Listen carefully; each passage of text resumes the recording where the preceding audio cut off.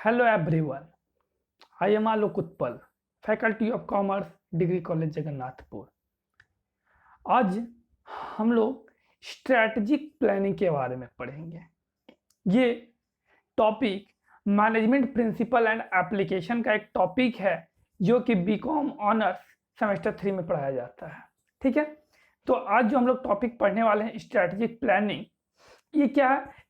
हमने previous class में बताया था कि टाइप्स ऑफ प्लान के 3 टाइप्स होते हैं, जिसमें एक स्ट्रैटेजिक प्लानिंग था, टैक्टिकल प्लानिंग था एंड ऑपरेशनल प्लानिंग था। ठीक है, तो मैंने बोला था कि एक एक करके हम लोग डिटेल से पढ़ेंगे। तो आज जो फर्स्ट टाइप ऑफ प्लान उसमें क्या है, स्ट्रैटेजिक प्लानिंग है। ठीक है, तो चलिए इसके बारे में हम लोग डिस्कस करते हैं।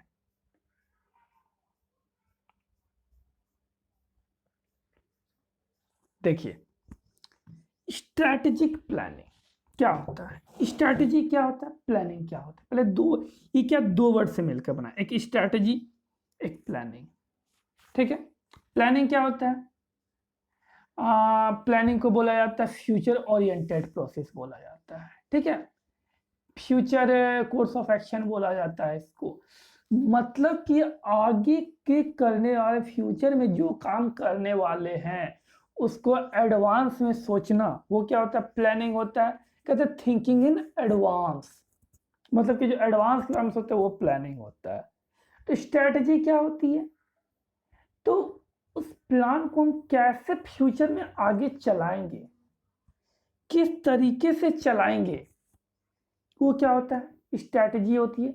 कैसे हमको आगे मेंटेन करना है, ऑर्गेनाइजेशन को अपनों कैसे आपको चलाना है, कैसे मैनेज करना है उसको, कि हम कैसे ज़्यादा किस तरह से मैनेज करें प्रॉफिट ज़्यादा हो। तो जो प्रॉपर ये पूरी तरह से जो बनाया जाता है, पॉलिसी बनाई जाती है, इसी स्ट्रैटेजी इसी को कहा जाता है। तब स्ट्रैटेजिक प्लानिंग मीन्स क्या, कि स्ट्रैटेजी को प्लान करना। क्या स्ट्रैटेजी प्लानिंग,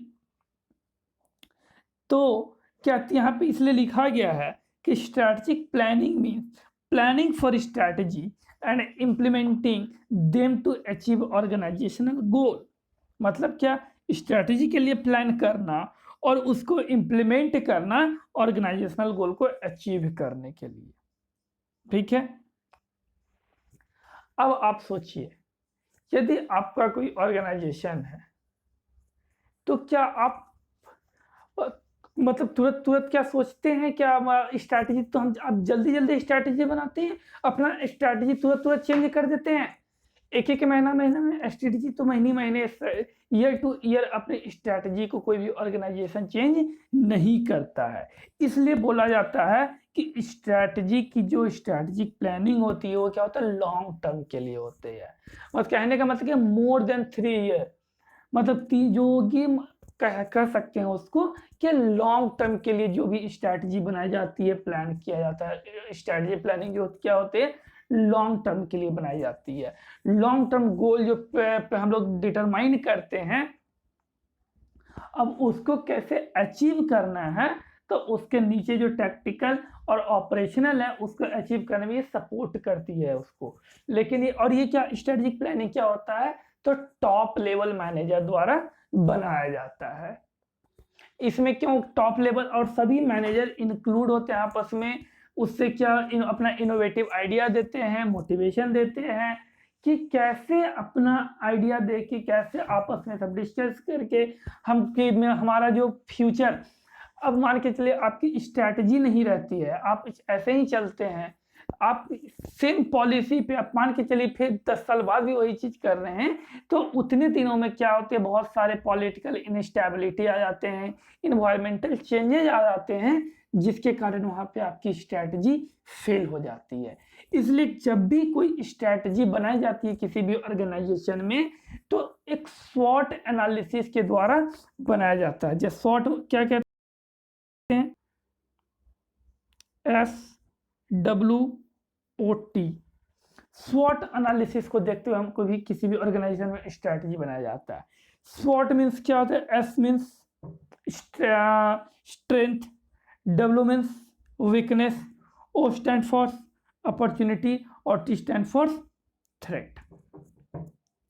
मतलब कि इस 4 चीज को देखते हुए किसी भी स्ट्रैटेजी, किसी भी ऑर्गेनाइजेशन में स्ट्रैटेजी बनाई जाती है लॉन्ग टर्म गोल को अचीव करने के लिए।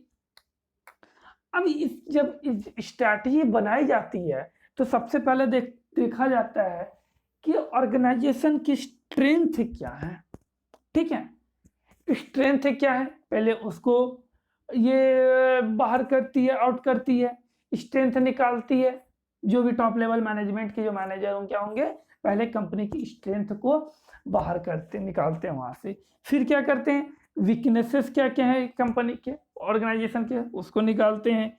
आने वाली क्या क्या अपॉर्चुनिटीज हो सकती है, ये एनवायरनमेंट को देखते हुए पता लगाते हैं कि मेरा आने वाली ये अपॉर्चुनिटीज क्या क्या हो सकती है मेरे कंपनी के लिए, एडवांटेज क्या क्या हो सकते हैं। यदि हम इस टाइप की स्ट्रेटजी बनाते हैं तो हमारे किस तरह से अपॉर्चुनिटी होगी, क्या क्या अपॉर्चुनिटीज मिलने वाली है फ्यूचर में, इस चीज को भी देखते हुए बनाए। और थ्रेट्स क्या क्या हैं, ये 4 चीज के आधार पर ही किसी भी ऑर्गेनाइजेशन में स्ट्रैटेजी बनाई जाती है। ठीक है, अब क्या है, मैंने क्या कहा कि लॉन्ग टर्म के लिए होता है। अब देखिए यहाँ पे लिखा हुआ है कि strategic planning helps in knowing what we are and where we want to go, that environmental threats and opportunity can be exploited given the strength and weaknesses of the organization। क्या कह रहा है कि स्ट्रैटेजिक प्लानिंग क्या है, तो ये help करता है जानने में कि अभी हम क्या हैं और आगे हम कहाँ जाना चाहते हैं, what we are and where we want to go, अभी क्या है और हम आगे कहाँ जाना चाहते हैं। ठीक है, ये हमारे स्ट्रैटेजिक प्लानिंग ये जानने में हमें हेल्प करती है। इसलिए वो क्या करती है, जो भी इन्वायरमेंटल थ्रेट्स एंड अपॉर्चुनिटीज है उसको एक्सप्लॉइट करती है, और स्ट्रेंथ और जो भी स्ट्रेंथ और वीकनेस है ऑर्गेनाइजेशन के उसको जो दिया गया उसके आधार पर जो भी थ्रेट्स और अपॉर्चुनिटीज होगी, इन्वायरमेंटल थ्रेट्स उसको क्या करते हैं, एक्सप्लॉइट करती है। ठीक है, तो ये था strategic planning thoughts examination regarding goals and means. वही कह रहा है कि फ्यूचर गोल्स अचीवमेंट करने के लिए क्या कहता है, it is a process through which manager formulate and implement strategy geared to optimizing the strategic goal achievement giving a given available environmental and internal condition। क्या कह रहा है कि एक प्रोसेस है जहां पे मैनेजर एक स्ट्रैटेजी को फॉर्मुलेट एंड इम्प्लीमेंट करता है और गोल को अचीवमेंट करने में स्ट्रैटेजी को क्या करता है, गियर देता है, मतलब उसको यूज करता है। कैसे, तो जो भी available environmental and internal condition है उसके आधार पर अपने स्ट्रैटेजी को बना के उसको फॉर्मुलेट करके क्या करता है, उसको इम्प्लीमेंट करता है। ये तो होता ही है लॉन्ग टर्म प्लानिंग। इसलिए while long term planning may not be fully equipped to observe environmental shocks, strategic planning turn to comprehend, anticipate and observe environmental variables। मतलब कि हम लॉन्ग टर्म नहीं पता लगा सकते हैं कि क्या इन्वायरमेंटल आगे शॉक्स हो सकते हैं, इसलिए स्ट्रैटेजिक प्लानिंग सिर्फ उसको हेल्प करता है जानने में। अब आता है डेफिनेशन क्या है स्ट्रैटेजिक प्लानिंग डेफिनेशन। तो strategic planning is the process of determining companies long term goals and then identifying the best approach for achieving this goals. मतलब कि स्ट्रैटेजिक प्लानिंग क्या है, तो एक कंपनी के लॉन्ग टर्म गोल को डिटरमाइनिंग करने का एक प्रोसेस है जहां पे गोल को अचीव करने के लिए क्या क्या बेस्ट अप्रोच लगाने होंगे उसको आइडेंटिफाई करता है। ठीक है, ये होते हैं स्ट्रैटेजिक प्लानिंग। और क्या है, तो strategic planning is an process organizational process of defining its strategy all direction and making decision on allocating its resources to pursue this strategy including its capital and people। मतलब कि वही चीज़ यहाँ भी वही चीज़ है कि स्ट्रैटेजी को ये भी कंपनी के लॉन्ग टर्म गोल को डिटरमाइन करने का एक प्रोसेस है जहाँ पे डिसीजन लिया जाता है, डिसीजन बनाया जाता है किसके लिए, तो रिसोर्सेस को कैसे एलोकेट करना है उस पे एक स्ट्रैटेजी बनाई जाती है यहाँ पे। और क्या कहता है, तो strategic planning is a process to determine the reasons the vision mission and goals of the organization and map out the objective way to accomplish the identify. मतलब कि प्रोसेस है डिटरमाइन करने का क्या, तो विजन मिशन एंड गोल्स, ठीक है। Vision mission and objective बोला जाता है कि विजन क्या है, एक ब्रॉड टर्म है, यहाँ पे फ्यूचर चीज को देखा जाता है कि आगे हमें क्या करना है, उसकी एक पूरा फ्रेमवर्क तैयार करना, एक ब्लूप्रिंट तैयार करना कि आगे हमको पूरा क्या मेरा ऑर्गेनाइजेशन का क्या विजन है, पूरे ऑल लेवल पे क्या विजन है। ये लॉन्ग टर्म होता है, ये बड़ा होता है विजन, किसी का ना ब्रॉड टर्म होता है ये, ठीक है। इसलिए ये होता है विजन। मिशन क्या होता है, ये शॉर्ट टर्म होता है, किसी एक स्पेसिफिक मिशन होता है हम उस पे जाते हैं, इसलिए बोला जाता है कि एक मिशन क्या है, शॉर्ट टर्म है। और ऑब्जेक्टिव क्या है, उससे भी शॉर्ट टर्म है, एक शॉर्ट टर्म ऑब्जेक्टिव गेन करना रहता है, ठीक है। तो अब ये क्या है, स्ट्रेटेजिक प्लानिंग क्या है, तो प्रोसेस टू डिटरमाइन और रियसेस, या तो डिटरमाइन करता है, रियसेस करता है कि इसको विजन मिशन और ऑब्जेक्टिव या गोल को, ऑर्गेनाइजेशन को उसको क्या करता है, डिटरमाइन और रियसेस करता है, ठीक है। तो ये हमारा स्ट्रेटेजिक प्लानिंग। आते हैं कि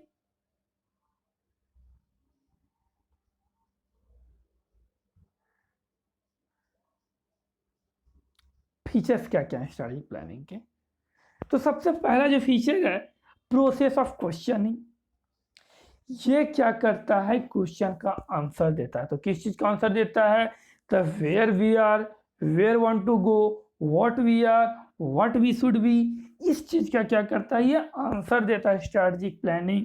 व्हाट वी आर मीन्स मतलब वेयर वी आर, हम लोग कहाँ हैं, वेयर वांट टू गो, हम लोग कहाँ जाना चाहते हैं, व्हाट वी आर, हम लोग क्या हैं, व्हाट वी शुड बी, हम लोग को क्या करना चाहिए। ये हम लोग को क्या, इसका आंसर प्रोवाइड क्या करता है स्ट्रेटेजिक प्लानिंग में। सेकंड क्या, टाइम हॉरिजॉन।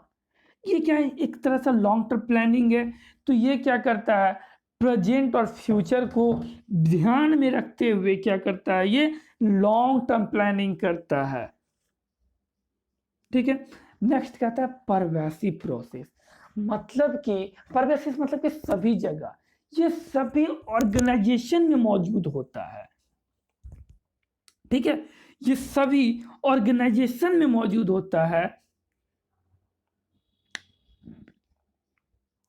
जो कि ये generally top level manager, top level executive के द्वारा बनाया जाता है। मतलब कि मिडिल लेवल और लो लेवल से ज़्यादा जो इन्वॉल्व होते हैं इसमें क्या होते हैं, टॉप लेवल एग्जीक्यूटिव ज़्यादा इन्वॉल्व होते हैं इसमें।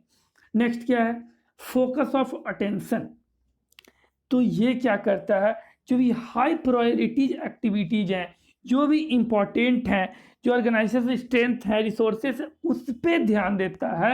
ये रूटीन और डे टू डे एक्टिविटीज पे उतना ध्यान नहीं देता है। ये क्या, हाई प्रायोरिटी एक्टिविटीज पे इसका ज़्यादा ध्यान होता है। ये क्या है, तो एक कंटिन्यूअस प्रोसेस है, मतलब कि ये लगातार चलने वाला प्रोसेस है, ये कभी रुकता नहीं है, कंटिन्यू चलते रहता है। और नेक्स्ट क्या है, तो कोऑर्डिनेशन। तो ये क्या करता है, इंटरनल इन्वायरमेंट और एक्सटर्नल इन्वायरमेंट के बीच क्या करता है, कोऑर्डिनेशन बनाता है और एक दूसरे के बीच में कोऑर्डिनेट करता है। इंटरनल इन्वायरमेंट में क्या होता है कि ये within the control of the organization होता है, ऐसा इन्वायरमेंट। और एक्सटर्नल इन्वायरमेंट में ऑर्गेनाइजेशन के कंट्रोल में नहीं होता किसी कोई भी चीज़, इसलिए ये दोनों के बीच में क्या करता है, इंटरनल इन्वायरमेंट और एक्सटर्नल इन्वायरमेंट को आपस में क्या करता है, कोऑर्डिनेट करता है, ठीक है। और क्या, फाइनेंशियल रिसोर्सेज भी नॉन फाइनेंशियल रिसोर्सेज और short term planning with long term planning, मतलब इस तरह से आपस में क्या करता है, कोऑर्डिनेट करता है फाइनेंशियल रिसोर्सेज को नॉन फाइनेंशियल रिसोर्सेज के साथ, इंटरनल इन्वायरमेंट को एक्सटर्नल इन्वायरमेंट के साथ, शॉर्ट टर्म प्लानिंग को लॉन्ग टर्म प्लानिंग के साथ आपस में क्या करता है, कोऑर्डिनेट करता है। क्योंकि ये सबसे ही ये क्या स्ट्रेटेजिक प्लानिंग बनती है, ठीक है। आज के लिए हम लोग इतना पढ़ेंगे। नेक्स्ट क्लास में हम लोग पढ़ेंगे स्ट्रेटेजिक प्लानिंग के इम्पोर्टेंस और उसके प्रोसेस क्या हैं और उसके लिमिटेशन क्या हैं, उसके बारे में हम लोग नेक्स्ट क्लास में डिस्कस करेंगे, ठीक है। यदि आपको इस में कहीं समझने में प्रॉब्लम हो तो आप हमें कमेंट कर सकते हैं। मैं वहाँ से जहाँ अपनी पूरी कोशिश करूँगा कि आपको वहाँ से उसका प्रॉब्लम सॉल्व आउट हो जाए। ठीक है? इसका पूरा नोट्स मेरे डिस्क्रिप्शन बॉक्स में मिल जाएगा, आप वहाँ से इसको डाउनलोड कर सकते हैं। आज के लिए बस इतना ही। थैंक यू, धन्यवाद।